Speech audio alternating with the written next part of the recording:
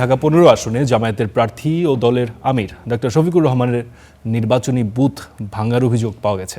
CC ক্যামেরার ছবিতে দেখা গেছে মধ্যরাতে মুখ ঢাকা কয়েকজন ব্যক্তি তার নির্বাচনী বুথগুলো ভাঙচুর করে। তাদের শনাক্ত করার চেষ্টা করছে আইনশৃঙ্খলা বাহিনী। সিসি ক্যামেরার ছবিতে রাত তখন ৪টা। ঘটনাস্থল মিরপুর ১৩ নম্বরের বি ব্লক।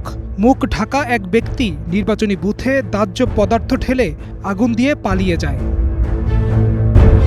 পাশেই আরেকটি বুথে চালানো হয় ভাঙচুর।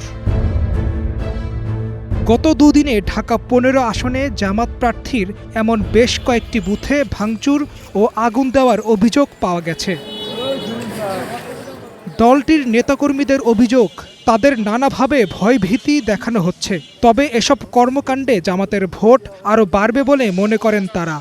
শুধু এই লাইনে যে 5টা বুথ একেবারে ভেঙে ফেলছে, কিচ্ছু না এরকম ধ্বংসস্তূপ, আরেকটা হয়তোবা সময়ের স্বল্পতার জন্য পুরোপুরি ভাঙতে পারে নাই। ভোট কম বেশি হইতেই পারে।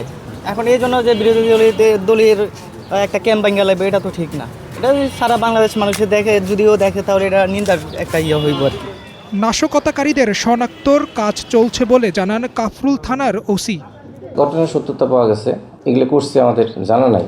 তো আমরা সকালে এটা জানার পর আমরা কেন্দ্রে পরিদর্শন টিম পাঠিয়েছি, আমি নিজেও গেছিলাম।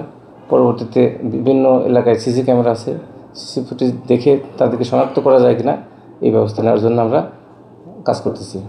বুথগুলো নতুন করে স্থাপনের কাজ করছেন দলটির নেতাকর্মীরা। আরিফিন ইমন, স্টার নিউজ।